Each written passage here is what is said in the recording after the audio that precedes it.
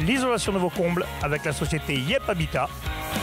Et la société Péris, partenaire du rugby languedocien, vous présente Série Rugby.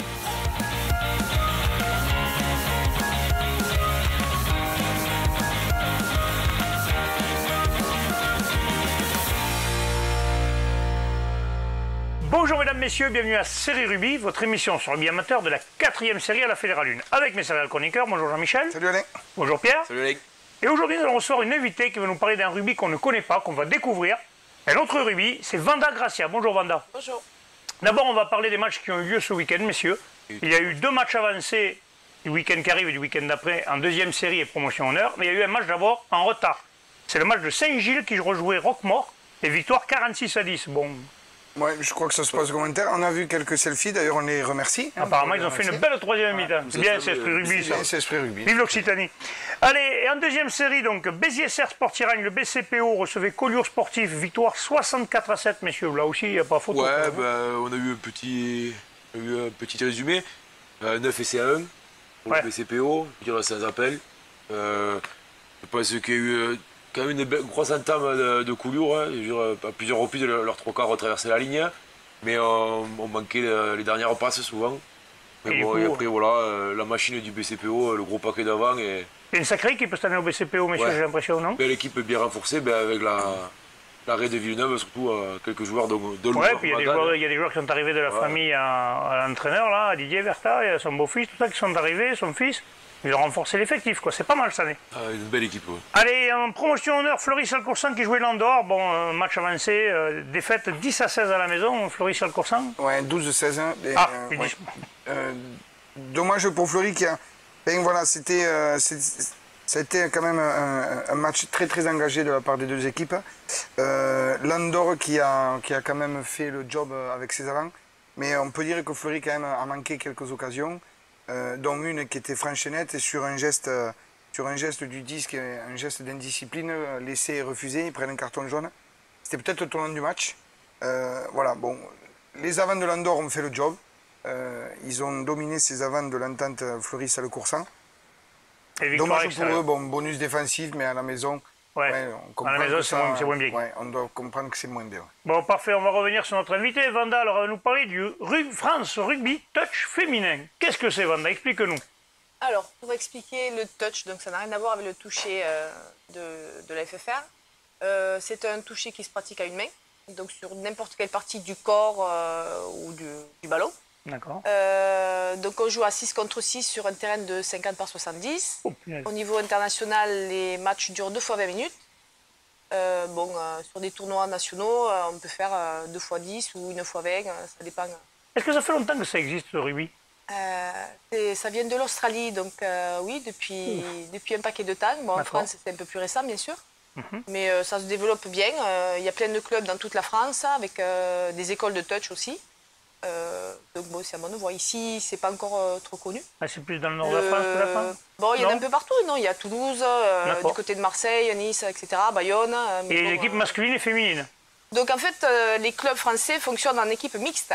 D'accord. Et après, on a les équipes nationales, hommes, femmes et mixtes aussi. D'accord. Ah oui, il y a quand même des... Oui. Tu joues en mixte? Oui. Ah ouais, est-ce qu'il y a des mêlées?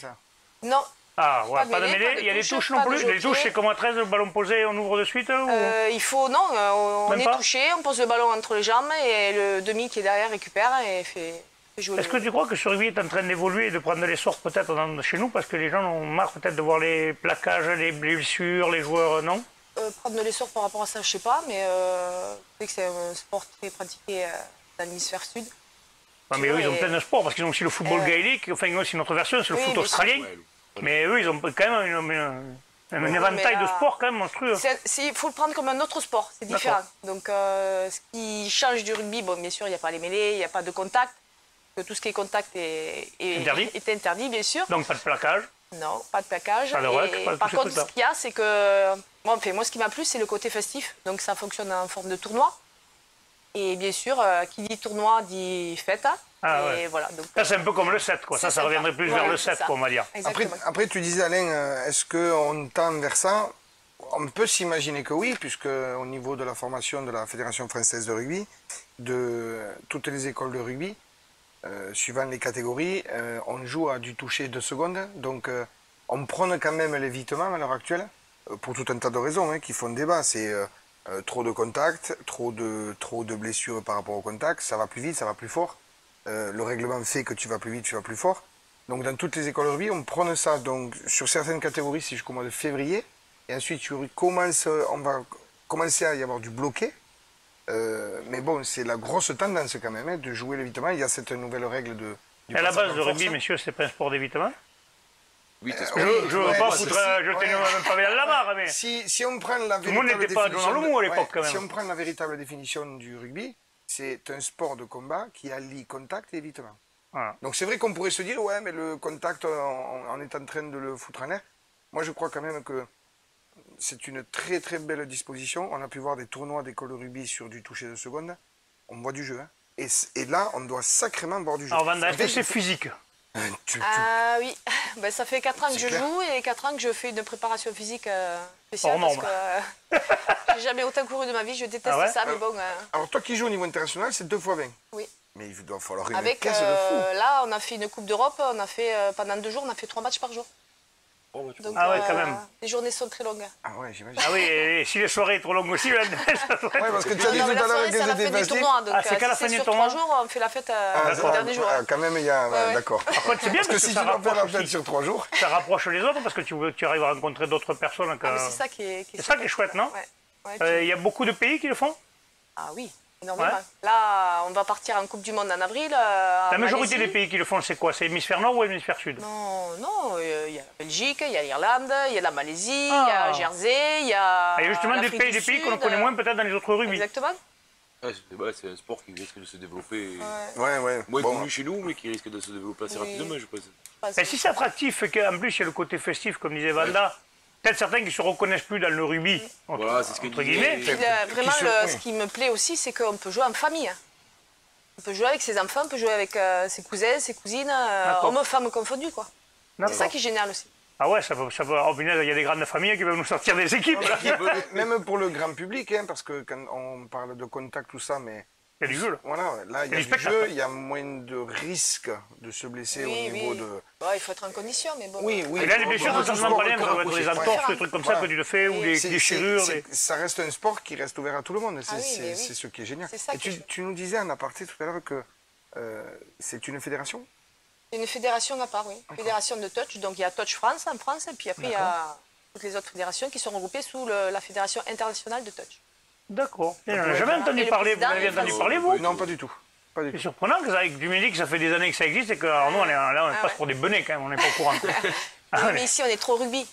On aime notre terroir, on aime notre clocher, comme on dit, mais bon, ça a changé. Surtout dans l'Hérault, les pick and go, les pick and go, les pick and go. Pourquoi tu me dis dans l'Hérault à moi, toi? Non, parce qu'on, excusez-moi, dans l'Hérault, on sait comment vous prendre dans l'Hérault, pick and go, une défense très forte au niveau des rucks, et puis il n'y a plus rien. Et ça, c'est dans l'Hérault. Peut-être pas très frustré. Bon, alors les prochaines séances de ce rugby French Touch, rugby touch, c'est quoi les prochaines séances? La Coupe du Monde, tu nous as dit là? Donc Coupe du Monde en avril. D'accord. Donc là, à Malaisie, ça c'est chouette aussi parce que quand on est dans une équipe nationale, on voyage beaucoup. D'accord. Et là, c'est comment c'est rémunéré? Ah non, tout est offert? Non, il n'y a rien qui est offert et chacun se paye son truc. Voilà. Donc on cherche des sponsors chaque année. Vous avez entendu, mesdames, messieurs, les chèques, vous les envoyez à Vanda. C'est ça. Vous ne mettez pas Gracia dessus. Si, ça marchera ça aussi. Ça marchera? Bon, non, mais il faut le faire. Non, mais c'est vrai que c'est un investissement personnel important. Et comment on peut savoir où il y a des matchs qui se jouent? Bon, parce qu'en Malaisie, tout le monde ne pourra pas y aller. Mais ça va être retransmis sur une chaîne? Déjà, du moins pour voir des matchs ici, de pub pour Mogio, parce que jusqu'à présent, on faisait les stages de sélection, donc on en fait un par mois. On les faisait sur Paris, et là, depuis cette année, on les fait dans le sud et on les fait à Mogio. Ah oui, ça coûte. Et donc le club de Mogio, le club de rugby, nous a invités, ils nous ont vraiment ouvert leur maison, quoi. On est au club house, on a le terrain, les vestiaires, c'est royal, quoi. Donc un grand merci à eux parce que franchement. Ouais, ça serait bien qu'il y en ait d'autres qui les imitent. Voilà, donc on est une fois par mois, on est sur Mogio. D'accord. D'accord, prochaine séance en avril, messieurs. Donc on espère qu'on verra ça sur YouTube. Peut-être qu'il y aura quelqu'un qui le transmettra sur Dailymotion, peut-être. Il y a. Il faudra nous envoyer les liens, on les diffusera. On demandera à notre serial réalisateur, ça va l'énerver ce que je dis, mais bon, il va trouver une solution.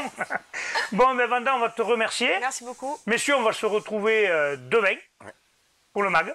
Donc demain, je ne vous parlerai pas, vous serez en vacances. Et on se retrouvera vendredi pour les matchs à venir. Respirez bien sur tous les terrains.